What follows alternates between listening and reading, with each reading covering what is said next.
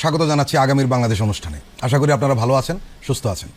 আজকে আমাদের সঙ্গে দুজন অতিথি রয়েছেন, দুজনেই বিশ্ববিদ্যালয়ের শিক্ষক। একজন হলেন প্রফেসর সাইদ ফেরদৌস, উনি জাহাঙ্গীরনগর বিশ্ববিদ্যালয়ের অধ্যাপক, নৃবিজ্ঞান পড়ান।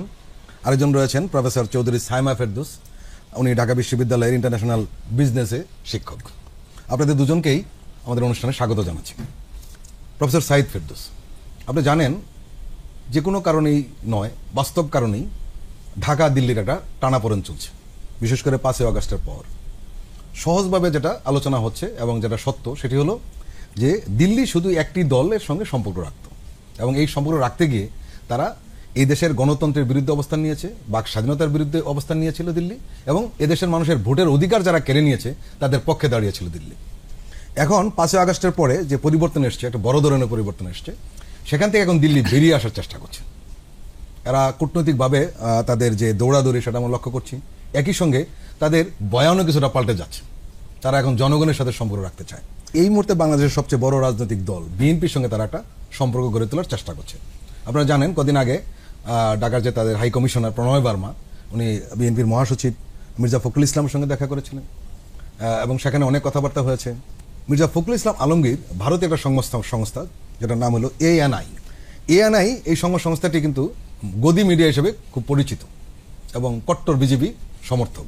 যেটা প্রশ্নটা হলো যে এই সাক্ষাৎকারের পরে বা এই সাক্ষাৎকারে মির্জা ফখরুল যে কথাটা বলেছেন সেটি হলো যে আওয়ামী লীগ সরকারের পতনের পর ভারতের সঙ্গে বিএনপির সম্পর্কে বরফ গলতে শুরু করেছে। আপনার কি মনে হয় বরফ আসলে গলতে শুরু করেছে বিএনপির সঙ্গে দিল্লির? আগে যদি উত্তরটা একটা বাক্যে দিতে হয় তাহলে উত্তরটা হচ্ছে যে সময় বলে দেবে, কারণ it's too early two comment. কেননা আসলে যে দীর্ঘদিনের একটা সম্পর্কের ধারাবাহিকতা বাংলাদেশের সাথে দিল্লির ছিল, যেটা আপনি বললেন স্পষ্টতই, একটা নির্দিষ্ট রেজিমের সাথে, এবং সেই রেজিমকে ভোটারবিহীন নির্বাচন পার করে দেয়া, টিকিয়ে রাখতে নানাভাবে সাহায্য করা, এবং এগুলো কোনো কূটনৈতিক শিষ্টাচারের মধ্যেও আর ছিল না। কারণ ভারতীয় পররাষ্ট্র সচিব ওই ভদ্রমহিলা এসেছিলেন সুজাতা, তারপর 2014, হ্যাঁ, তারপরে ধরেন আমাদের এখানকার পররাষ্ট্রমন্ত্রী, তারা যে ভাষায় কথাবার্তা বলেছেন, যে ধরনের বডি ল্যাঙ্গুয়েজ ছিল, এগুলো এমনকি কূটনৈতিক শিষ্টাচারের মধ্যেও পড়ে না। তো ফলে এইরকম একটা বাংলাদেশের দিক থেকে একটা নতজানু সম্পর্ক ছিল ভারতের সাথে, এবং সেইটার মধ্যে দিয়েই ভারত নিশ্চিত করছিল তাদের অর্থনৈতিক, রাজনৈতিক সকল রকমের স্বার্থ দক্ষিণ এশিয়াতে বাংলাদেশের মাধ্যমে। এবং বাংলাদেশের নাগরিক হিসেবে আমরা সংক্ষুব্ধ ছিলাম, আমরা কম বেশি বাংলাদেশের একটা বিরাট অংশের মানুষ সংক্ষুব্ধ ছিল।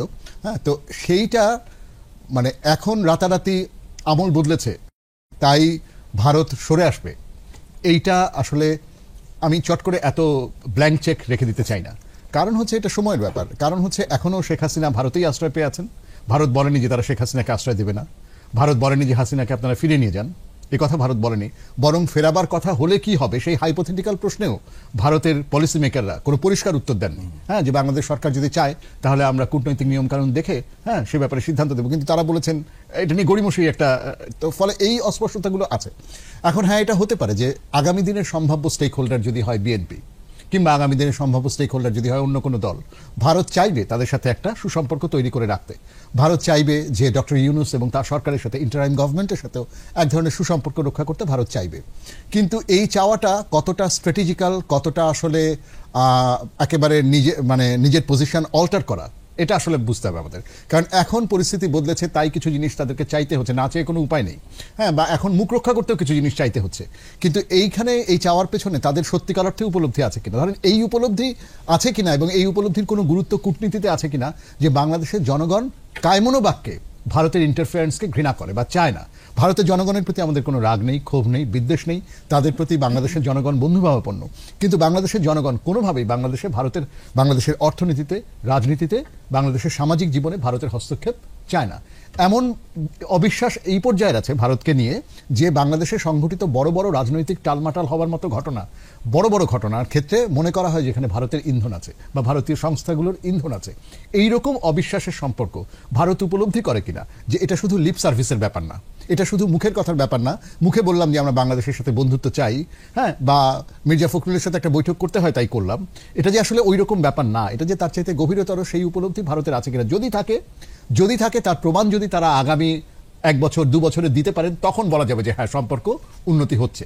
কিন্তু হ্যাঁ, এই কথা সত্য যে বাস্তবতা যেহেতু বদলেছে, হয়তো ভিন্নভাবে চিন্তাভাবনা করতে হতে পারে। হ্যাঁ, কিন্তু সেই চিন্তাভাবনায় কতটা ভারত নিজের আগের অবস্থানকে এখনো অটুট রাখার কথা ভাবছে, আর কতটা ভারত সত্যিকার অর্থে অল্টার করার কথা ভাবছে বা বদলানোর কথা ভাবছে, এটা আসলে সময় না গেলে আমরা বুঝতে পারবো না। প্রফেসর চৌধুরী সাইমা ফেরদৌস ওই সাক্ষাৎকারে আরেকটা কথা বলেছেন মির্জা ফখরুল, যে দিল্লি এক জড়িতে সব ডিম রাখা, কূটনৈতিক ভাষায় যে শব্দটা ব্যবহার করা হয় সেটা এতদিন দিল্লি রেখে এসেছে বাংলাদেশ প্রসঙ্গে। তাদের উচিত আসলে জনগণের সাথে সম্পর্ক রাখাটা। আমার মনে হয় তিনি যথার্থই বলেছেন, এবং আমি সাইদ ভাইয়ের সাথে একমত যে সেটা সময় বলে দেবে। আমাদের সন্দেহটা যেখানে, যেটা আমরা বলি না ঘর পোড়া গরু সিঁদুরে মেঘ দেখলে ভয় পায়, ব্যাপারটা হয়। ওনারা যখন এক জায়গায় একটা দিক থেকে আলোচনায় বসছেন, আমিও একমত, বরফ কিছুটা হয়তোবা গলতে শুরু করেছে। আবার একই সাথে তো আমরা বলবো অমিত শাহ তো অস্বস্তিকর একটা মন্তব্য তিনি করেছেন, অশোভন মন্তব্য করেছেন।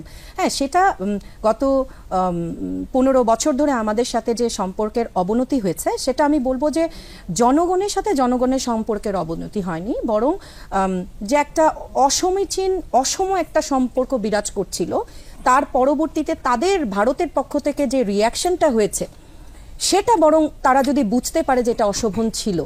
আমরা তার প্রতিবেশী রাষ্ট্র, আমরা তার বন্ধু ভাবাপন্ন, আমরা আগেও ছিলাম, এখনো আছে, কিন্তু তারা যদি আমাদের কাছ থেকে, ভারত যদি বাংলাদেশের কাছ থেকে একই রকম নত একটা ভঙ্গিমা, অর্থনৈতিক রাজনৈতিক প্রেক্ষাপট থেকে যা দাবি একটাই, আমাকে ক্ষমতায় রাখো, বাদবাকি দেশ তোমার হাতে তুলে দিলাম, এই অবস্থা যে টিকতে পারবে না, এটা ভারতের কূটনৈতিক সম্পর্ক সৃষ্টি করা পলিসি মেকাররা যারা আছেন তারা যত দ্রুত বুঝতে পারবেন ততই ভালো। এবং বাংলাদেশের জনগণ এখানে কিন্তু, আমরা বৈষম্য বিরোধী যেটা বলছি, এখনকার পরিস্থিতি আপনি বোঝার চেষ্টা করেন, আমরা কিন্তু বাংলাদেশের জনগণ বিভিন্ন দল মত ভিন্নতাকে অ্যাপ্রিসিয়েট করছে, একসাথে কিন্তু সবাই আলোচনায় বসছে। তাহলে ভারতকেও তারা যদি বুঝে, বাংলাদেশের জনগণকে বুঝতে হলে বিএনপিকে বুঝতে হবে, বাংলাদেশের জনগণের আরও যারা বিভিন্ন দলমত আছে তাদেরকেও বুঝতে হবে।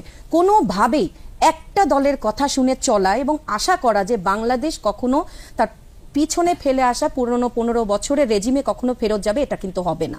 সুতরাং তারা বসেছে আশাবাদী, তবে এখনো সন্দিহান। আসলেই তারা কতটুকু বাস্তবে করবে সেটা সময় বলে দেবে। প্রফেসর সাইদ ফেরদৌস, আপনি একটা প্রসঙ্গ উঠিয়েছিলেন, সেই প্রসঙ্গেও কিন্তু মির্জা ফখরুল বলেছেন যে তারা হাসিনা এখন দিল্লিতে রয়েছেন বা ভারতে রয়েছেন, দিল্লিতে কিনা আমরা জানি না, কিন্তু ভারতে রয়েছেন। সেখানে ইন্ডিয়া তাকে ফেরত দেবে কি দেবে না, এই প্রশ্ন তো এসছে বড়ভাবে। উনি বলেছেন যে তার বিরুদ্ধে যেসব অভিযোগ, সেগুলোর মুখোমুখি হতে তাকে ফেরত আনা উচিত এবং জবাব দিয়ে তাকে আনা উচিত। মির্জা ফখরুল কিন্তু ওই কথাটা বলেছেন, আপনি যেটা বলেছেন। ডক্টর ইউনুস কিন্তু একই কথা বলেছেন নিউ ইয়র্কে। উনি গত বুধবার ক্লাইমেট ফরওয়ার্ড সামিটে বক্তব্য রাখছিলেন, সেইখানে কিন্তু এই বিষয়ে সাংবাদিকরা তাকে প্রশ্ন করেছিলেন যে হাসিনাকে আপনারা ফেরত চাইবেন কিনা। উনি কিন্তু স্পষ্ট বলেছেন যে যদি তার অপরাধ থাকে তাহলে তো বিচারের মুখোমুখি হতেই হবে। এই বিষয়ে আপনি কি বলবেন? হ্যাঁ, সেটা তো আমি মনে করি ডক্টর ইউনুস কিংবা মির্জা ফখরুল ওনারা এটা বলেছেন, এটা তো আসলে বাংলাদেশের জন আকাঙ্ক্ষারই প্রতিফলন। বাংলাদেশের মানুষ তো মনে করে, কারণ এতগুলো মানুষের এত বছরের অনাচার এবং সর্বশেষে এতগুলো মৃত্যু এবং বাংলাদেশের প্রায় সমস্ত প্রাতিষ্ঠানিক অর্জনকে ধূলিসাৎ করে দেওয়া, প্রত্যেকটা প্রতিষ্ঠানের মেরুদণ্ড ভেঙে দেওয়া, আমরা বুঝি বিশ্ববিদ্যালয় দিয়ে, আমরা বুঝি বিচার বিভাগ দিয়ে, আপনার রাষ্ট্রের নাগরিক হিসেবে আপনি আমি বুঝি যে আইন শৃঙ্খলার রক্ষাকারী বাহিনী, বিচার বিভাগ, সমস্ত কিছুকে ভেঙে দেওয়া হয়েছে। এগুলো যারা করলেন তাদেরকে তো, এবং তার একেবারে অ্যাপেক্স বিন্দুতে বসে থাকা শেখ হাসিনাকে তো অবশ্যই বিচারের আওতায় আনা উচিত। শেখ হাসিনা বলে না, এটা ব্যক্তি বলে না, যে কেউ ওই জায়গায় যদি বসে থাকতেন, তিনি যে এই অনাচার করতেন, তবে তাকে এই বিচারের আওতায় আনাটা তো অবশ্যই প্রয়োজন। সুতরাং এইটা আমার মনে হয় বাংলাদেশের মানুষের আকাঙ্ক্ষার প্রতিফলন, এবং বাংলাদেশের মানুষের মধ্যে ক্ষোভ আছে, অস্বস্তি আছে। পত্রিকায় জিএম কাদের বলেছেন যে যদি শেখ হাসিনা না চলে যেত তাহলে কি যেন মানে ভয়ানক কিছু একটা ঘটে যেত, বা মানে মানে গিয়ে একটা একরকমের রক্ষা হয়েছে। আমার কথা হচ্ছে, মানে আমি বুঝলাম যে জনরোষের হাতে থেকে তাকে বাঁচানো গেছে, কিন্তু একই সাথে বাংলাদেশের জনগণের মনে তো এই ক্ষোভ আছে, অস্বস্তি আছে যে কিভাবে তাকে চলে যেতে দেওয়া হলো, সেফ এক্সিট দেওয়া হলো, কেন তখনই তাকে আটক করা হলো না। তো এইগুলো তো আসলে আছে, ফলে তাকে ফিরিয়ে আনবার কথাটা বলার মধ্যে দিয়ে যথার্থ অর্থেই তারা বাংলাদেশের জনগণের আকাঙ্ক্ষার প্রতিফলনই ঘটিয়েছেন, এবং ফিরিয়ে আনা উচিত, বিচারের আওতায় নিয়ে আসা উচিত তাকে এবং তার যে সহযোগীরা রয়েছে এই সমস্ত কিছুর পেছনে একটা একটা করে তাকে সাহায্য করেছে এত বছরের দুঃশাসন টিকিয়ে রাখতে, তাদেরকে অবশ্যই বিচারের আওতায় আনা উচিত। প্রফেসর চৌধুরী সাইমা ফেরদৌস, এই প্রসঙ্গে একটু কথা বলি, সেটি হলো যে অনেকেই মানে এখন আপনার বরফ গলার কথা বলা হচ্ছে, তারা নতুন বয়ান তৈরি করার চেষ্টা করছে দিল্লি, কিন্তু এটা কিন্তু একটা কাটার মতো হয়ে রয়েছে যে হাসিনাকে নিয়ে তারা কি করবে। ব্যাপারটা হচ্ছে দেখেন, এটা তো ব্যক্তিগত কোনো সম্পর্ক না। আমরা প্রত্যেকটা রাষ্ট্র যদি আমরা মনে করি যে পুরা বিশ্বের আমরা একটা অংশ, মানবাধিকার লঙ্ঘন যেখানেই হবে সেখানেই তো আমাদের একসাথে দাঁড়িয়ে যাওয়া উচিত, তাই না? তো এটা ব্যক্তিগত সম্পর্ক হলে চলে আসে, ঠিক আছে, আমার পরিবারের কেউ সেখানে আমার মান অভিমানের ব্যাপার থাকতে পারে, সেখানে আমার মায়া থাকতে পারে, কিন্তু পরপর 3টা নির্বাচন থেকে শুরু করে ভোটাধিকার হরণ, এতগুলা গুম খুম, আয়নাঘরের মতো বাস্তবতা, প্রাতিষ্ঠানিক লুটপাট, একটা দেশকে তার সার্বভৌমত্ব নিয়ে টান দেয়া থেকে শুরু করে সমস্ত কিছু যখন বিশ্বের কাছে সমস্ত সার্কামস্ট্যান্সিয়াল এভিডেন্সেসগুলা প্রেজেন্ট আছে, ভারত এই বোকামি করা উচিত বলে আমার মনে হয় না। বাংলাদেশের জনগণ কেন, এটা তো বিশ্বের সবার কাছে, আপনি আমাদের যাদেরই বিশ্বের বিভিন্ন জনগণের সাথে যোগাযোগ আছে, বন্ধুত্ব আছে, তারাও কিন্তু বলছে যে বিচারটা কবে শুরু হবে, বিচারটা কিভাবে হবে। ভারত নিশ্চয়ই সেটা সে বুঝতে পারে। কোন অধিকার বলে আপনি এত বড় এত অন্যায়, যে হর্তাকর্তা আমি যাকে বলি, একছত্র অধিকার তিনি যে রেখেছিলেন, হ্যাঁ, তাকে কিসের অধিকারে? আমরা তো বলছি না, আমরা বাংলাদেশের মানুষ কিন্তু ন্যায় বিচার চাচ্ছে। আমরা বলছি না যে তার যতটুকু, যে মানুষের এই পুরা রেজিমে যার যতটুকুই অন্যায় আছে তার থেকে বেশি কেউ পাক, যার পাপ যতটুকু আমরা চাইছি তার সাজাও ঠিক ততটুকুই হবে। সাজাকে লুকানো তো আরেক মানবাধিকার লঙ্ঘন হবে, একটা জাতির সাথে বেইমানি করা হবে। আমার মনে হয় না ভারত এই বোকামির পথে হাঁটা তাদের উচিত হবে। তবে তারা কি বলবে ভারতকে নিয়ে কিছু বলা একটু মুশকিল। প্রফেসর সাইদ, মানবাধিকার প্রসঙ্গ কথা বললেন উনি। ডক্টর ইউনূস নিউ ইয়র্কে কিন্তু একটা অনুষ্ঠানে যোগ দিয়েছিলেন এবং আপনি জানেন যে মানবাধিকার এবং বাক স্বাধীনতা উনি প্রতিশ্রুতি দিয়েছিলেন এবং সেখানে মানবাধিকার শীর্ষস্থানীয় মানবাধিকার সংগঠনগুলোর কিন্তু কর্মকর্তারা সেখানে উপস্থিত ছিলেন। সেখানে উনি কিছু কথা বলেছেন যেগুলো খুবই গুরুত্বপূর্ণ, বিশেষ করে গত 15 বছরে যা হয়েছে তার একেবারে বিপরীত। উনি মূল কথাটা বলেছেন যে এই সরকার মানবাধিকার এবং বাক স্বাধীনতাকে সমুন্নত রাখবেই। আমরা সেটা বিশ্বাস করতে চাই এবং আমরা মনে করি যে সেটা ছাড়া আমাদের আর কোনো পথ নাই।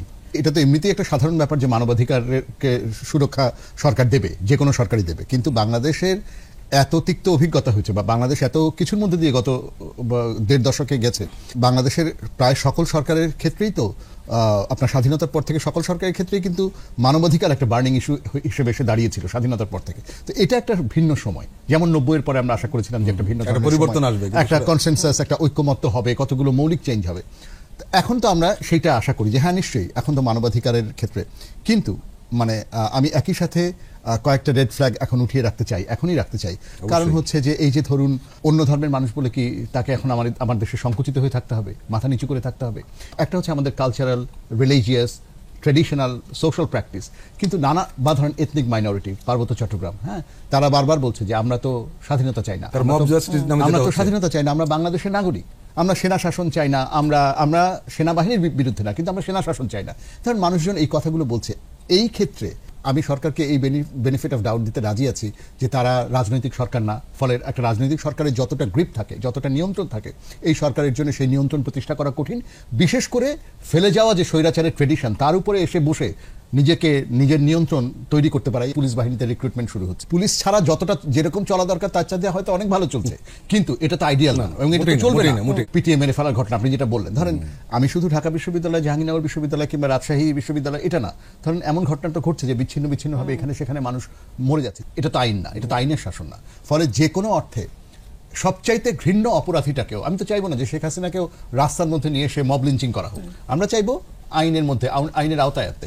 ফলে সারা দেশে মানবাধিকার নিশ্চিত করার কথাটা বলার সাথে সাথে কিন্তু অনেক অনেক বেশি দায়িত্ব। এবং আমি মনে করি সরকারের দিক থেকে এখন আসলে ওইটা ভেবে দেখা উচিত যে সরকার নানান ধরনের স্টেক হোল্ডারের সাথে আলাপ আলোচনা করতে বসবেন কিনা। আমরা কিন্তু ধরেন দেখেছি যে সরকার দায়িত্ব নেওয়ার পরে রাজনৈতিক দলগুলোর সাথে বসেছেন একবার, কিন্তু আসলে কতগুলো পরিস্থিতি তৈরি হয়। হ্যাঁ, এখন কিন্তু একটা জাতীয় ঐক্যমত্য তৈরি করার জন্য সরকারের কিন্তু অ্যাক্রস দ্য বোর্ড নানান সিভিল সোসাইটির নানা ধরনের অ্যাক্টর আছে, মাঠের নানা ধরনের অ্যাক্টর আছে, রাজনৈতিক দলগুলো আছে, তাদের সকলের সাথে সরকারের একটা আস্থার সম্পর্ক, একটা ডায়ালগ, একটা আদান প্রদান। আপনি তো ডক্টর ইউনূস তো বারবার আমাদেরকে বলছেন যে তার সমালোচনা, সরকারের সমালোচনা করতে, এই গঠনমূলক সমালোচনাটা আমি জোরে সোরে টেবিলের উপর রাখতে চাই। যে সরকার যদি ভেবে থাকেন যে কেবলমাত্র ধরেন এনজিও ম্যানেজমেন্ট আর গভর্নমেন্ট ম্যানেজমেন্ট এক না, তাই না, জনপ্রশাসন একটা বিরাট ব্যাপার। হ্যাঁ, তো সরকারের একটা বড় দায়িত্ব হচ্ছে আসলে এই আস্থার সম্পর্কটা তৈরি করা, যেটা কিন্তু আসলে মানুষের মধ্যে একটা উসখুস তৈরি হচ্ছে। হ্যাঁ, একটা মানুষের মধ্যে, আমরা যারা এই সরকারকে হোল হার্টেডলি এন্ডোর্স করেছি তাদের মধ্যেও উসখুস তৈরি হচ্ছে যে এইরকম জিনিস তো আমরা চাই নাই। হ্যাঁ, কোনো ধর্ম, লিঙ্গ, বর্ণ কোনো পরিচয়ের কারণেই কেউ মার্জিনাল হবে, কেউ প্রিভিলেজ হবে, এইরকম সমাজ আমরা চেয়েছি বাংলাদেশটা সবার হবে। এই ভূখণ্ডে যারাই আমরা কি এখন অমিত শাহর মতো বলবো? অমিত শাহ বলেছে বাংলাদেশিদেরকে এরকম করে রাখতে হবে। অমিত শাহ মিন করেছে আসলে বাংলাদেশি কথাটা মিন করে ভারতীয় রাজনীতিতে যে ইনফিল্ট্রেটার বাংলাদেশি মানে হচ্ছে মুসলমান। অমিত শাহ আসলে ওইটাকে ইন্ডিকেট করেছে, বিজেপি রাজনীতি যেটা। এই কথা তো আমরা বলতে পারবো না, আমরা তো এইরকম রাষ্ট্র চাই না, আমরা একটা সভ্য দেশ চাই। এবং এই সভ্য দেশ নানা কারণে আমরা তৈরি করতে পারি নাই, নানা কারণে আমাদের দেশে কর্তৃত্বপরায়ণ স্বৈরতান্ত্রিক নানা রকমের চর্চা দেশের ভিতরে তৈরি হয়েছিল। এখন তো আমাদেরকে এখান থেকে শুধরাতে হবে এবং সরকারের দায়িত্ব, এটা সরকারেরই দায়িত্ব, সরকারই শেষ পর্যন্ত অভিভাবকের জায়গায়। ফলে সরকারের দায়িত্ব হচ্ছে সকলের সাথে, এবং তার পেছনে তিনি তো দেখাতে পারেন যে তার পেছনে অ্যামনেস্টি ইন্টারন্যাশনালের চাপ আছে, তার পেছনে ওয়েস্টার্ন মিত্র দেশগুলোর চাপ আছে। আপনাকে ভিন্ন মতকে ধারণ করার মতো অবস্থা তৈরি করতে হবে এবং ভিন্ন মতকে জায়গা দিতে হবে, তাকে তার অধিকারটুকু নিশ্চিত। তো আমার মনে হয় সরকার মানবাধিকার রক্ষার অঙ্গীকারের কথা বলছেন, সেটা আমাদেরকে আশা জাগায়, কিন্তু পরিস্থিতি ক্রমে এমন দিকে যাচ্ছে যে এই আশায় কিন্তু চির ধরতে শুরু করেছে। যদিও এটা খুব বেশি দিন সরকারের এখনো হয় নাই, কিন্তু একবার যদি ছোট্ট একটা ফাটল দেখা দেয় তাহলে এটা ভয়াবহ দিকে টার্ন দিতে পারে। আমার এটাই আশঙ্কার জায়গা। প্রফেসর চৌধুরী সাইমা ফেরদৌস, আপনাকে যে প্রশ্নটা করব, যেটা ওই আলোচনার রেশ ধরি, সেটি হলো সেখানে যে মানবাধিকার কর্মকর্তারা ডক্টর ইউনূসের কাছে কিছু কথা তুলে ধরেছেন। সেগুলো হলো তারা চেয়েছেন নিরাপত্তা খাতের সংস্কার, তারা চেয়েছেন সাইবার নিরাপত্তা আইন প্রত্যাহার, তারা চেয়েছেন নির্বিঘ্নে ন্যায় বিচার যাতে প্রাপ্তি ঘটে, এবং হাসিনার স্বৈরশাসন আমলে বলপূর্বক গুমের শিকার ব্যক্তিদের আটক কেন্দ্রের কার্যক্রমের জবাব দিয়ে দেন। এই কয়েকটা জিনিস প্রফেসর ইউনূসের কাছে মানবাধিকার নেতৃবৃন্দ চেয়েছেন। এ বিষয়ে আপনি কি বলবেন? জুলাইয়ের যে আন্দোলন সেটা তো চরম পর্যায়ে গিয়েছিল বলে 15 বছরের বাংলাদেশের মানুষের যে অসহ্য যন্ত্রণার শেষ ভাগটা জুলাইয়ে এসে আমি বলবো এটা বিস্ফোরিত হয়েছে। হ্যাঁ, তো সেই জায়গাটায় বিস্ফোরণের কারণগুলা কি ছিল, কেন এত দুঃখ, ক্ষোভ, বঞ্চনা ছিল, তার ভেতরে এগুলাই ছিল। আমার কাছে যেটা মনে হয় যে আমরা এখন অনেক সমালোচনা করছি, সমালোচনা করতে পারছি, গঠনমূলক সমালোচনা যেমন আসছে, খামোখা সমালোচনাও কিছু চলে আসছে, বা দুটাই কিন্তু প্রয়োজন। যে আপনি একদম খুব ফ্রিলি আমরা কথা বলছি, এবং আমরা যখন কথা বলছিলাম তখন আমাদের মধ্যে একটা শঙ্কা ছিল যে তিনি কিভাবে রিয়্যাক্ট করবেন। আমাদের চিফ অ্যাডভাইজার উনি কিন্তু বের হয়ে এসে প্রথম কথা বললেন, প্লিজ আমাদেরকে সমালোচনা করুন। এই যে সময়টা, ওই একটা কথা অনেক কিছু বলে দেয় কিন্তু। হ্যাঁ, তো সেই জায়গাটা আপনি দেখেন, ওখানেই আমাদের আন্দোলনের কারণগুলো পুঞ্জীভূত ছিল। বাক স্বাধীনতা আমাদের ছিল না, কোনো একটা কথা বলা, লেখক লিখতে পারছে না, সংস্কৃতি কর্মীরা তাদের চর্চাগুলো করতে পারছে না, কেউ কোনো প্রতিবাদ করতে পারবে না, এবং গুম খুনের ওটগুলো তো আমরা বারবার যতবার বলবো তাও কম হবে না, বলতে হবে, বলা চলতে হবে। তো সেই জায়গাটা আমরা বলবো যে সাইদ ভাই যেগুলো বললেন তার সাথে বলি, আমাদের ওটা মূল দাবি। এখন আমাদের অনেক ধরনের সংস্কার প্রয়োজন, তার থেকে সবচেয়ে বড় প্রয়োজন হচ্ছে এই যে জাতীয় নিরাপত্তা। মানুষ আমাকে নিরাপদে আমার চলতে পারতে হবে। পরবর্তীতে যারা সরকার গঠন করবে তাদের কাছে তো থাকবে, কিন্তু অনেক বেশি আশা কিন্তু আমাদের এই ইন্টারিম গভর্নমেন্টের কাছে আছে যে তারা এই সংস্কারগুলোতে হাত দিবেন। এখানে আরেকটা ব্যাপার বলে রাখি, দেখেন সরকার মব জাস্টিসের মতো যে কালচারটা, এটা কিন্তু বাংলাদেশের অনেক পুরানো। এটা এখন যখন হয় তখন আমাদের কষ্টটা বেশি হয়। তখন আমরা বলতে পারি বিভিন্ন রাজনৈতিক দল ছিল, ষড়যন্ত্র ছিল, এটা এখনো হয়তো বা ষড়যন্ত্র আছে, কিন্তু আমরা এই ষড়যন্ত্র কথাটা শুনতে শুনতে এত বেশি টায়ার্ড, আমরা আর শুনতে চাচ্ছি না ষড়যন্ত্র। এটা হতে পারে না। ঢাকা বিশ্ববিদ্যালয়ের মতো জায়গায়, জাহাঙ্গীরনগর বিশ্ববিদ্যালয়ের মতো জায়গায়, কোনো জায়গায় মব জাস্টিস চলতে পারে, মবের সাথে জাস্টিস চলে না, মব লিঞ্চিং হতে পারে। এই কনসেপ্টটা, আইন আমি নিজের হাতে তুলে নিতে পারি না, কখনোই পারি না। সে যত ঘৃণিত অপরাধী হোক, আমার দেশে যতখানি আইনের ব্যত্যয় হোক, আমার দেশের মানুষ আইন হাতে নিজে তুলে নিতে পারবে না, সে চোর হোক, যেই হোক। এখন এই যে তোফাজ্জলের মতো কাহিনী বলেন, বা যতগুলো আমরা পাহাড় অশান্ত হচ্ছে এই একই ইস্যু ধরে, কিন্তু হ্যাঁ, তো আমার কাছে মনে হয় যে অনেকগুলা মূল দাবি আন্দোলনের যে জায়গাটায় আমাদের জীবন বাজি রেখেছিল আপামর জনতা, ছাত্রদের সাথে প্রত্যেকটা শ্রেণী পেশার মানুষ, প্রত্যেকটা মানুষের জায়গা থেকে, যে জায়গা থেকে কিন্তু এই আন্দোলনে নেমেছিল জীবন বাজি রেখে, এবং অন্য যে কোনো সময়ের ঝুঁকি থেকে কিন্তু এই জুলাইয়ের ঝুঁকিটা বেশি ছিল। আয়নাঘরের বাস্তবতা বাংলাদেশে কিন্তু ছিল না, এবং প্রকাশ্য দিবালোকে নিয়ে যায়, এবং পার্শ্ববর্তী দেশের সহায়তায় যত রকমের আপনি বলবেন যে মানবাধিকার সব ঘটেছিল। দাবি কিন্তু এখন একটা জায়গায়, মূল জায়গাটাতে আজও অটুট আছে, যে আমি এই সংস্কারগুলো যেগুলো বলছেন সেগুলোর বিরুদ্ধে আমরা চাচ্ছি যে রিফর্মের কাজগুলো এখনই শুরু হোক, এবং যেভাবে ওনারা শুরু করে যাবেন সেটার ধারা যাতে পরবর্তী সরকাররা কন্টিনিউ করেন। শুরুটাতে ডিলে হচ্ছে, সেখানেই বোধহয় জনতার ক্ষোভ একটু একটু করে জমছে।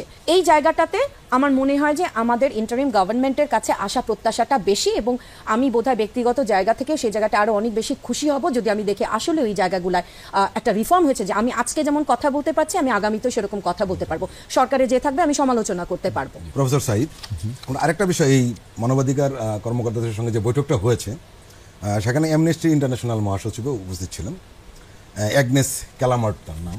বছরে সম্ভবত 12বারের বেশি বাংলাদেশের নানান ঘটনা নিয়ে অ্যামনেস্টি ইন্টারন্যাশনাল তাদের বিবৃতি দিতেন, এবং সেগুলো গত সরকার তোয়াক্কাও করেনি একদম। উনি কিন্তু একটা কথা বলেছেন, যেটা আহ্বান জানিয়েছেন মূলত ডক্টর ইউনূসের সরকার, যেটা অন্তর্বর্তীকালীন সরকারের কাছে উনি একটা আহ্বান জানিয়েছেন যে এই সরকার উচিত হবে কি, যে একটি শক্তিশালী বার্তা পাঠানো, যে এটি নতুন বাংলাদেশ, আগের 15 বছরের বাংলাদেশ নয়। আমাদেরকে বুঝতে হবে যে বাংলাদেশের মানুষ অন্য কিছু চায়, তারা আর ওই শ্বাসরোধী ব্যবস্থায় ফিরতে চায় না। তো বার্তা দেওয়ার মানে হচ্ছে, মানে ধরুন গ্লোবালি তো কিছু স্ট্যান্ডার্ড নর্মস আছে, আপনার মানবাধিকারের কতগুলো গ্লোবাল স্ট্যান্ডার্ড নর্মস আছে, সেই নর্মসগুলোকে ফুলফিল করতে হবে। সেই পর্যায়ে রাতারাতি আপনার দেশ ইউরোপের দেশগুলো সমান অর্জন করবে না, কিন্তু এফিসিয়েন্সি অর্জন করবে না, কিন্তু লক্ষ্যটা থাকবে, আদর্শটা হচ্ছে যতদূর পর্যন্ত সম্ভব একটা, হ্যাঁ, যে কোনো কিছুকেই প্রশ্নের মধ্যে রাখা, যে কোনো কিছু নিয়ে আমরা কথা বলতে পারবো, যে কোনো কিছু নিয়ে আমরা সমালোচনা করতে পারবো, যেটা ডক্টর সাইমা বলছিলেন। আমার মনে হয় ওইটা হচ্ছে খুব গুরুত্বপূর্ণ। বার্তা দেওয়ার অর্থ হচ্ছে যে তৃতীয় বিশ্বের দেশগুলো এবং উত্তর ঔপনিবেশিক দেশগুলো, যেখানে রাষ্ট্র আসলে সেইভাবে কাজ করে না, উত্তর ঔপনিবেশিক দেশগুলোর ক্ষেত্রে বলা হয়ে থাকে যে রাষ্ট্রগুলো আপনার জনগণকে যতটা নাগরিকভাবে তার চাইতে বেশি প্রজা হিসেবে ডিল করে, এবং রাষ্ট্রের সাথে একটা সুশাসনের সম্পর্ক জনগণের যতটা হয় তার চাইতে জনগণকে আয়ত্তে রাখতে তারা লাঠি প্রয়োগ করে, বল প্রয়োগ করে বেশি, এবং সেগুলোর ভুরি ভুরি নজির আপনি পৃথিবীতে পাবেন, বিশেষ করে এশিয়া এবং আফ্রিকাতে আপনি পাবেন, যে এই দেশগুলোতে শাসনগুলো মূলত এরকম ছিল।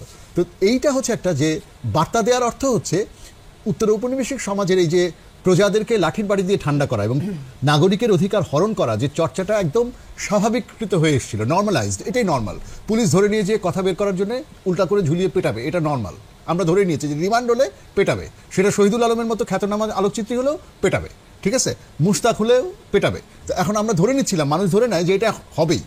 এখন এইটার বার্তা দেওয়ার অর্থ হচ্ছে এই পুরনো চর্চাগুলো, যেগুলোকে তৃতীয় বিশ্বের দেশগুলোতে, যেগুলোকে উত্তর ঔপনিবেশিক সমাজগুলোতে একসময় স্বাভাবিক মনে করা হতো, সেগুলোর থেকে যে আমরা ডিপার্ট করছি, ওই বিন্দু থেকে যে আমরা ছেড়ে আসছি, আমরা যে আসলেই ওই খালি অর্থনীতির ইন্ডেক্সে আমরা, হ্যাঁ, ওই উন্নয়নশীল থেকে উন্নত দেশের দিকে যাচ্ছি তা না, আমরা মানবাধিকারের ইন্ডেক্সেও যে আসলে উন্নত দেশের দিকে যেতে চাচ্ছি, সেই যাত্রার সূচনা বিন্দু আমাদের এখন হবে, সেটা দেখানোর কথাই আসলে বলতে চাই। প্রফেসর সাঈদ, একটি বিষয় যেটা নতুন বাংলাদেশের বার্তা দিতে বলেছেন তারা, একটা বিষয় আপনি লক্ষ্য করেছেন নিশ্চয়ই, যে আমাদের যারা তরুণ সমাজ, তাদের চিন্তা চেতনা কিন্তু একেবারেই আলাদা। নিরাপদ সড়ক আন্দোলন যেটা হয়েছে এবং এই 2024-এর যে গণ অভ্যুত্থানটা হলো, এই দুটো ঘটনার মাধ্যমে তরুণদের মানসিক যে অবস্থাটা তৈরি হয়েছে, সেখানে বোধহয় নতুন বার্তা দেওয়া ছাড়া উপায়ও নেই কোনো সরকারের, এবং ভবিষ্যৎ রাজনৈতিক সরকার যদি হয় সেটা বোধহয় একই অবস্থা দাঁড়াবে। আপনার কি মনে হয়? এইটাই আমাদের আশা এবং ভরসার জায়গা। এত বড় যেই তরুণরা, হ্যাঁ, রক্ত দেওয়ার জন্য প্রস্তুত ছিল, রক্ত দিয়েছে, তাদের বাবা মারা পথে নেমে এসছে, বাচ্চাকে ঘরে আটকে রাখেনি, বরং বাচ্চা যখন ঘর থেকে বেরিয়েছে তখন বাবা মা পাশে এসে দাঁড়িয়েছে। এই বাস্তবতার পরে কোনো শাসককেই, হ্যাঁ, অনাচার করতে দ্বিতীয়বার ভাবতে হবে, হ্যাঁ, এইটুকু আমরা আশা করতে চাই। কিন্তু আবার ওই আশাটা শঙ্কার মধ্যে পড়ে যখন আমরা মাঠে মাঠে ভিন্ন ধরনের গর্জন, হ্যাঁ, হুঙ্কার শুনি, হ্যাঁ, গায়ের জোরের আওয়াজ যখন আমরা শুনি তখন আমরা ভয় পাই। তো আমাদের প্রত্যাশা হচ্ছে এইটাই, হ্যাঁ, নিশ্চয়ই এই তরুণরা অনেক কিছুর কথা বলছে, তারা কিন্তু ইনক্লুসিভনেসের কথা বলছে। তো ইনক্লুসিভ, এখন তরুণরা বলছে, তরুণরা চায় ইনক্লুসিভ বাংলাদেশ তৈরি করতে, কিন্তু তরুণরা তো হচ্ছে একভাবে চিন্তা করলে আরেকবার মাঠে না নামলে তাদের হাতে তো কিছু নাই, তাদের হাতে বিচার নাই, আইন নাই, হ্যাঁ, মানুষকে নিয়ন্ত্রণ করার কোনো অধিকার। বাচ্চারা 2 দিন ট্রাফিক কন্ট্রোল করেছে, তাতে আমরা বিরক্ত হয়েছি।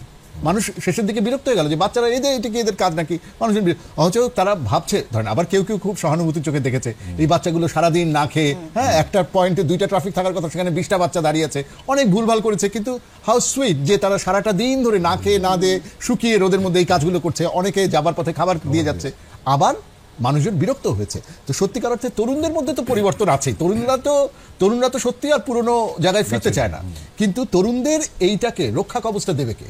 রক্ষা কবচটা দেবে হচ্ছে ইন্টারিম গভর্নমেন্ট।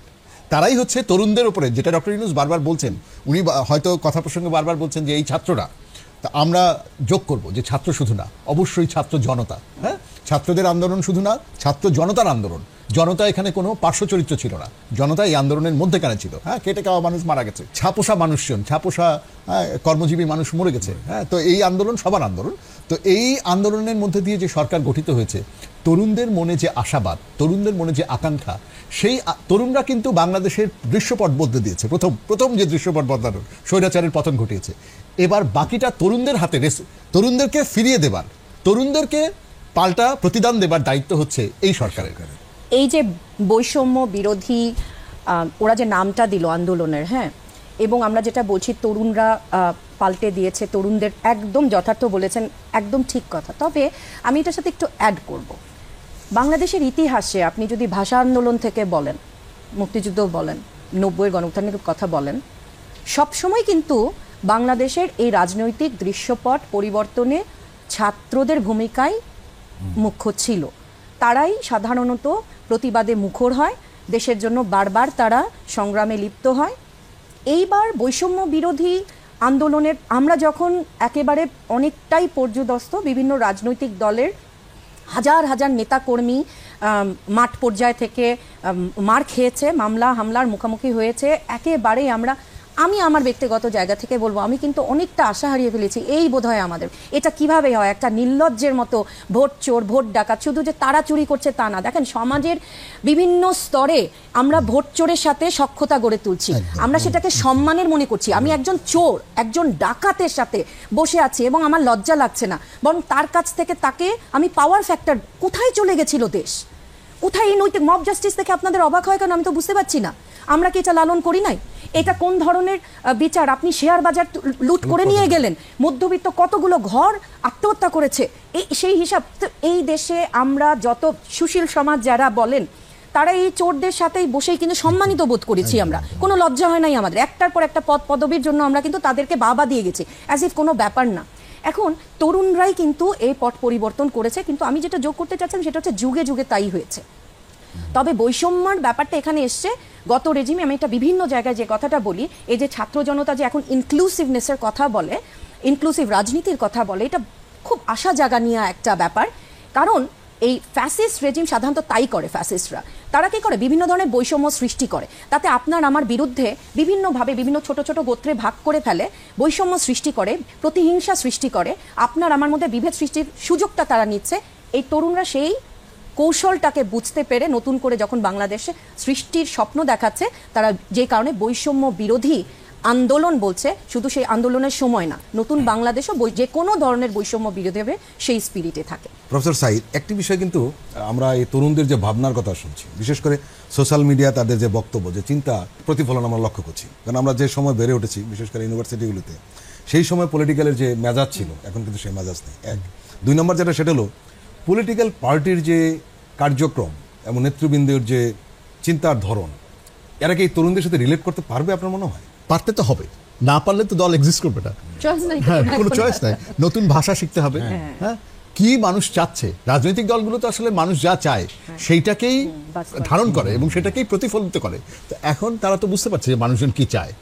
তো এখন হ্যাঁ, একটা হচ্ছে যে বুঝতে পারা, আর বুঝতে পেরে তার মধ্যে দিয়েও আবার রাজনৈতিক দলের কর্মীরা এত বছর ধরে আমরা ক্ষমতার বাইরে ছিলাম, আমাদের তো কর্মীরা এত আত্মত্যাগ করেছে, হ্যাঁ, এখন ওই এখন আমাদের গুছিয়ে নেবার সময়, হ্যাঁ, আখের গোছানোর সময়, এই আশঙ্কাগুলো থাকে মাঠ পর্যায়ে। এখন কিন্তু আমি প্রশ্নটা কিন্তু ওই জায়গাতেই, এই যে প্রচলিত ধারণা আখের গুছানো, ক্ষমতা যাওয়া, আসলে অনেক দিন ধরে আমরা যে ধরনের পলিটিক্স দেখতেছি, তরুণরা কিন্তু এই পলিটিক্স একদম পছন্দ করে না। সে কারণে আমরা ধরেন জাতীয়তাবাদী দল, হ্যাঁ, জাতীয়তাবাদী দলের শীর্ষ নেতৃত্ব থেকে আমরা বারবার শুনছি, আমরা ধরেন অনেকেই ভেবেছিল যে জাতীয়তাবাদী দল কি এখন ক্ষমতায় নেওয়ার জন্য তৎপর হবে কিনা, মানে এখনই নির্বাচনের দাবি করবে কিনা, ইত্যাদি ইত্যাদি। আমরা কিন্তু দেখেছি যে জাতীয়তাবাদী দল কিংবা ধরুন জামাতে ইসলামী, তারা বলছে যে তত্ত্বাবধায়ক সরকারের যতটা সময় দরকার ততটা সময় তাদেরকে দেওয়া। যদিও মানুষের মধ্যে কিন্তু দলের শীর্ষ নেতৃত্ব একরকম বলছে, মাঠ পর্যায়ে কিন্তু ঘটনা অন্যরকম ঘটছে। তো এইটা খুব ইন্টারেস্টিং যে মাঠ পর্যায়ে উপরে কেন্দ্রীয় নেতৃত্বের একই রকম নিয়ন্ত্রণ আছে কিনা জানি না, কেন্দ্রীয় নেতৃত্ব সম্ভবত বুঝতে পারছে যে এটা পুরনো তরিকায় চলবে না, কিন্তু মাঠ পর্যায়ের যে এক ধরনের উসখুস, এক ধরনের অধৈর্য, হ্যাঁ, ক্ষমতা কে কবজা করার যে অধৈর্য, সেটা মনে হয় মাঠ পর্যায়ে আছে, এবং এইটা দলগুলোকেও ভাবতে হবে, কেন্দ্রীয় নেতৃত্বকেও ভাবতে হবে যে কি করে তারা মাঠ পর্যায়ে এটাকে শান্ত করবে। আবার আরেকদিকে আছেন হচ্ছে আমাদের সেনাপ্রধান, তিনি কিন্তু 18 মাস বেঁধে দিয়েছেন। এটা কিন্তু হঠাৎ করে এই কথাগুলো, একটা সরকার তো হোমোজেনাস না, নানান পক্ষ থাকে, হঠাৎ করে এই কথাটা কোথা থেকে আসছে, এবং উনি 18 মাস বলার পরে কিন্তু এবার অন্যরাও দেখবেন এই 18 মাসে ফিরে যাবে। তো এগুলো তো তাহলে চিন্তা করবার, আপনি যদি সত্যিই চান যে সরকার ঠিকমতো কাজ করুক, তাহলে আমাদের it's too early two speculate যে কতদিন লাগবে, কয়দিন লাগবে, কারণ প্রত্যেকটা জিনিসকে ধরে ধরে কাস্টমাইজ করে করে তার বদলটা ঘটাতে হবে। তো সেই কারণে আমার মনে হয় যে রাজনৈতিক নেতৃত্ব হয়তো একরকম করে বুঝতে পারছে, শীর্ষ নেতৃত্ব, কিন্তু মাঠ পর্যায়ে রাজনৈতিক কর্মীরা একই রকমভাবে এটার সুদূর প্রসারী গুরুত্ব বুঝতে পারছে না। তারা হয়তো ব্যস্ত তাদের নগদ লাভ লোকসানের হিসাব করতে, কিন্তু এটা যে আখেরে তাদেরকে শুদ্ধ আবার সারা দেশকে ডোবাবে, এটা সম্ভবত তাদেরকে, তাদের নেতাদের বোঝাতে হবে। প্রফেসর সাইমা ফেরদৌস, আসলেই কিন্তু তরুণদের পলিটিক্যাল ভাবনাটা একটু আলাদা, ভাবনাটা আলাদা, এবং সাইদ ভাইয়ের সাথেই যোগ করে ওই ধারাতেই বলছি যে সাইদ ভাই যেটা বলছিলেন যে মাঠ পর্যায়ে যে আমরা দেখতে পাচ্ছি দখলদারিত্বের কিছু কিছু ঘটনা ঘটছে, মাজার ভাঙা হচ্ছে, মোটামুটি বেশ দখলদারিত্বের একটা ব্যাপার চলছে। এখানে আশাজনক ব্যাপারটা যেটা আপনি দেখবেন যে বিএনপি যেহেতু বলা হয় যে পরবর্তী একটা বৃহত্তর দল, হ্যাঁ, তাদের আপনি দেখবেন যে আমি আগের যদি তাদের বক্তব্য শুনি আর এখন তাদের যে বক্তব্যগুলো দেখি, আকাশ পাতাল তফাৎ, অনেক অনেক আগে যেমন ছিল এখন অনেক, এবং এটা কিন্তু তরুণদেরই যে যেরকম রাজনীতি তারা দেখতে চায়, যেরকম বাংলাদেশকে দেখতে চায়, সেরকমই কিন্তু প্রতিফলনটা আছে। যেমন তারেক রহমান যখন বলেন যে কোনোভাবেই সরকারকে ফেল করতে দেওয়া যাবে না, হেরে যেতে দেওয়া যাবে না, তখন আশা জাগে। যখন অন্যান্য দলের নেতৃবৃন্দরাও বলেন যে আমরা সর্বাত্মক সহযোগিতা করব, তারা জাস্ট একটা রূপরেখা চাচ্ছেন, কিন্তু তারা কিন্তু সেইভাবে চাপ দিচ্ছেন না নির্বাচনের জন্য, এবং সংস্কারের কথা একইভাবে বলছেন। তো সেই জায়গাটায় বোঝা যায় এখন মাঠ পর্যায়ে তাহলে কেন এখন আছে, সেটা দুটো একটা বাস্তবতা হতে পারে আমার ধারণা, এবং সেটাই হয়তো বা বাস্তবতা। নাম্বার ওয়ান, মাঠ পর্যায়ে আপনি যখন যাবেন, বাংলাদেশে কিন্তু এখন ল অ্যান্ড অর্ডার এখনও কিন্তু পুরোপুরি কাজ করছে না। যখনই আমরা এটার পথে আছে, আজকে থেকে নিয়োগ হয়েছে, আমার ধারণা ইনশাল্লাহ সামনে এটা অনেকখানি কমে আসবে। দ্বিতীয় পর্যায়ে আপনি দেখবেন যে সেন্ট্রাল জায়গা থেকে বিরোধী দলগুলার যে কেন্দ্রীয় পর্যায়ের বা থানা উপজেলা পর্যায়ে যে নেতাকর্মীরা, তারা কি কেউ বাংলাদেশে টিকে আছে? মেরে পিটে অর্ধেকই তো দেশের বাইরে কেউ লুকিয়ে বেড়াচ্ছে, তাদেরকে ফেরত আসতে সময় দিতে হবে। তারা যখন আসবে, দেশ ত্যাগী যে সমস্ত নেতারা আছেন তাদের কাছে এই মেসেজটা, তারা তো রাজনীতিবিদ, দেখেন আমি আপনি আজকে হয়তো বা আমি একজন শিক্ষক, আমি রাজনীতিবিদ না, রাজনীতি অন্য ধারা, এবং আমি আমার শিক্ষকতার মারপ্যাচ কিন্তু বুঝি। রাজনীতি যারা করেন তারাও মারপ্যাচ অবশ্যই আমার আপনার আগেই হয়তো বা বুঝবেন, এবং বুঝেছেন বলেই কিন্তু তারা এই মেসেজগুলো দিচ্ছেন। এই জায়গাটায় যখন সেই সমস্ত মাঠ পর্যায়ের যে কেন্দ্রীয় নেতা, যারা নেতা আছেন, তারা যখন ফেরত আসবেন, সুন্দর করে গুছিয়ে নেবেন, আমি একটা সুন্দর বাংলাদেশেরই প্রত্যাশা করি, এবং সেই পথেই হাঁটছে। আপনি অল অফ আ সাডেন, তো এটা তো রূপকথা না যে বললাম সবকিছু ঠিক হয়ে গেল, এবং যারা দু একটা ঘটনা ঘটছে, যারা আখের গুছানোর চেষ্টা করছে, তাদেরকে কিন্তু স্ট্রং মেসেজ অলরেডি দিয়ে দেওয়া হয়েছে, তাদেরকে বহিষ্কার করা হয়েছে, বিভিন্ন দল পর্যায়ে কিন্তু আমরা দেখতে পাচ্ছি। আমার মনে হয় আসার যথেষ্ট কারণ আছে, এবং আমার মনে হয় বাংলাদেশের রাজনৈতিক পরিবর্তনটা অলরেডি হচ্ছে এবং হবে। প্রফেসর সাইদ, একটি বিষয় আমাদের বাজারে বলুন, হালকা করে যদি বলি, বাজারে প্রচলিত রয়েছে যে সরকার হয়তো দীর্ঘদিন থেকে যাবে, কেউ বলছে থাকবে না।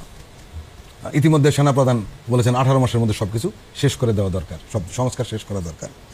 এই প্রসঙ্গে যেহেতু নানান মহলে নানানভাবে আলোচনা হয়েছে, নিউ ইয়র্কেও টাইমস ক্লাইমেট ফরওয়ার্ডের যে সামিট, সেখানে কিন্তু সাংবাদিকরা প্রফেসর ইউনূসকে এই বিষয়ে প্রশ্ন করেছিলেন যে আপনি পরবর্তী সময় প্রধানমন্ত্রী পদের জন্য প্রতিদ্বন্দ্বিতা করবেন কিনা। জবাবে কিন্তু স্পষ্ট একটু মজা করে বলেছেন, আমাকে দেখে কি মনে হচ্ছে যে আমি প্রতিদ্বন্দ্বিতা করব? এই যে ওনার কিন্তু ইয়েতে জবাব চলে আসছে যে বিষয়টা, এই বিষয়টা আপনি আমাদের সম্পর্কে একটু বলবেন আমাদেরকে। না, মানে এখানে দুটো জিনিস, একটা হচ্ছে সরকারের মেয়াদ কতদিন হবে আসলে, বা সরকার আসলে কতদিন থাকবেন, এটা হচ্ছে একটা। আর একটা হচ্ছে যে ডক্টর ইউনূস রাজনীতিতে ইনভলভ হবেন কিনা। তো ডক্টর ইউনূস ওটা পরিষ্কার করেছেন যে তিনি রাজনীতিতে ইনভলভ হবেন না, কিন্তু সরকারের মেয়াদ বিষয়ে মনে হয় আমি জানি যে এটা ঠিক আঙুলে গুণে বলার কিছু না, মানে এটা ধরেন একটা স্পেকুলেট করা কঠিন সময়টা। বাংলাদেশের মানুষের মনে বা জনমানসে এই আশঙ্কা যে অনেক দিন থেকে যাবে, এই আশঙ্কা কেন?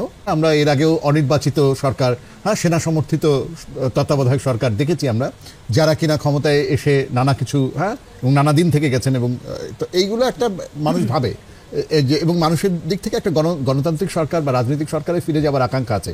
যদিও রাজনৈতিক সরকারগুলো আমাদেরকে নানা সময় হতাশ করেছে এবং সর্বশেষ শেখ হাসিনার সরকার রাজনৈতিক সরকার থেকে সরে গিয়ে একটা লুটপাটের সরকার, একটা স্বৈরতান্ত্রিক সরকারে পরিণত হয়েছিল, কিন্তু তারপরেও মানুষ কিন্তু রাজনৈতিক সরকারের কাছেই ফিরে যেতে চায়। সেই কারণেই একটা হুইসপারিং, হয়তো একটা ফিসফাস আছে যে এই সরকার কি থেকে যাবে, এটা কি কতদিন থাকবে, লম্বা সময় থাকবে। যারা সক্রিয় রাজনৈতিক কর্মী তারা তো বটেই, যারা সক্রিয় রাজনৈতিক কর্মী নন তারাও এটা ভাবছে। আমার মনে হয় ডক্টর ইউনূস কিংবা তার উপদেষ্টারা তাদের আকাঙ্ক্ষার কারণে থেকে যাবেন, কিন্তু তাদের হাতে সত্যি সত্যি পর্বত প্রমাণ কাজ আছে। মানে প্রতিটা সেক্টরে তাদের কাজ করার আছে, একেবারে সূক্ষ্মাতি সূক্ষ্ম জায়গায় তাদের কাজ করার আছে, একদম ক্ষমতার শীর্ষ থেকে শুরু করে একদম ক্ষমতার নিচ পর্যন্ত, গ্রাসরুট পর্যন্ত সর্বত্র তাদের কাজ করার আছে। এবং দুই হাতে কাজ শেষ করলেও সম্ভবত তাদের কাজ শেষ হবে না। তো এইরকম পরিস্থিতিতে তাদেরকে সময় দেয়াটাই, কাজ করতে দেয়াটাই হচ্ছে আমার মনে হয় যে বিবেচনাপ্রসূত সিদ্ধান্ত হবে। প্রফেসর সাইমা ফেরদৌস, রাজনৈতিক দলগুলো কিন্তু এই সরকারকে সময় দিতে চায়। প্রফেসর ইউনূস তার বক্তব্য স্পষ্ট করেছেন, উনি আসলে ক্ষমতায় থেকে যাওয়ার, ক্ষমতার প্রতি তার যে লোভ, সেই বিষয়টি ভাবনার কোনো কারণ নেই। আপনি কি বলবেন এই বিষয়ে? এই ইন্টারিম গভর্নমেন্টের যে গভর্নমেন্টটা ফর্ম হলো, এখানে যারা উপদেষ্টা মণ্ডলীতে আছেন তারা প্রত্যেকেই যোগ্য ব্যক্তি, তারা সভ্য সুশীল, প্রকৃত অর্থে সুশীল সমাজেরই একটা অংশ। ক্ষমতার লোভটা তাদের নাই, এটুকু বাংলাদেশের মানুষ জানে, বুঝে বলেই তারা কিন্তু বেশ উদার মনোভাব নিয়ে তাদেরকে অ্যাকসেপ্ট করে নিয়েছেন এবং তাদেরকে সহযোগিতার জন্য তারা যে কোনো পর্যায় থেকে বাংলাদেশের মানুষ সেই সহযোগিতার জন্য এগিয়ে এসছে। তো এটা খুব স্বাভাবিক, এটা কখনো আমাদের মধ্যে প্রশ্ন আসে নাই যে তারা ক্ষমতার লোভে কেউ কন্টিনিউ করতে চাবেন। আর প্রফেসর ইউনূসের ক্ষেত্রে তো উনি পরিষ্কার করেছেন এবং বাংলাদেশের মানুষের মনে হয়েছে যে সবার কিন্তু ওই প্রধানমন্ত্রীত্বের খায়ের সাথে সাথে থাকে না। হ্যাঁ, তো সেটা উনি ছিলেন, উনি ওনার ইমেজ অনুযায়ী কথা বলেছেন সেখানে। তবে যেটা বলছিলেন যে কতটুকু সময় লাগবে, 18 মাস কেন হলো, কেন উনি বলল, আসলে আমরা প্রশ্ন করছি, প্রশ্ন আসাটা যেমন স্বাভাবিক, আমাদের অভিজ্ঞতা যেটা বলে সেখান থেকে, আবার প্রশ্নটাকে যে আমরা এখানে রাখতে পারছি সেটাও অনেক নতুন পরিবর্তন বাংলাদেশের জন্য। 18 মাস লাগবে নাকি 2 বছর লাগবে নাকি তার থেকে কম লাগবে, সেটা বলবার জন্য আমাদেরকে আজকে বুঝতে হবে যে সংস্কারটা কি সংস্কার হবে। এখন সংস্কারের কিছু কিছু জায়গা আছে, দেখেন, বা একটা দেশের প্রতিষ্ঠানগুলো সবটুকু ভেঙে পড়েছে। একটা মূল যে জায়গা, মেইন যে কাজটা, সবচেয়ে বেশি আকাঙ্ক্ষা, law and order, justice delayed justice denied, right, সেই জায়গাটাতেই কিন্তু আমরা আসতে পারছি না। এটা আমরা স্লোথগতি কমপ্লেন করতে পারি, কিন্তু আমরা কিন্তু এটাও বুঝি ওপর থেকে নিচ পর্যন্ত যখন দুর্নীতিতে ভরে যায়, আমার মানসিক স্খলন হয়, আমি মানুষ হিসেবে মরে যাই, অনৈতিক হয়ে যায়। আপনি কাকে দিয়ে দেশ গড়বেন বলেন? আপনি একজন দুজন দিয়ে তো না, একটা প্রতিষ্ঠানের পুরোটা ভেঙে পড়েছে কিন্তু। তো আমাদের এই জন্যই মনে হয় যদি এই সরকার একটু বলে দেন যে তারা কি সংস্কার করবেন, তাহলে হয়তো আমাদের যারা তারা তো উল্লেখ করেছেন অলরেডি সংস্কার কমিশন গঠন করেছেন। এটা তো কমিশন গঠন করা, কিন্তু কোন কোন এরিয়াগুলাতে, এটা তো মোটা দাগে তারা বলেছেন। কারণ কিছু কিছু সংস্কার 1 বছর কেন 10 বছর আপনার সময় লাগবে, শুরু করতে হবে। তাহলে কতটুকু তারা করে দিয়ে যেতে চান সেইগুলো হয়তো যে আগামী মাসে প্রফেসর ইউনূস কিন্তু বলেছেন যে আসবে, তখনই বোঝা যাবে যে আসলে এটা কি 18 মাস 18 দিন না আরো 1-2 বছর কতটুকু লাগতে পারে। তার আগে বলাটা একটু মুশকিল যে কতটুকু আসলেই হওয়া উচিত। আমরা অনুষ্ঠান এখানেই শেষ করব। আপনারা দুজন আমাদের সময় দিয়েছেন।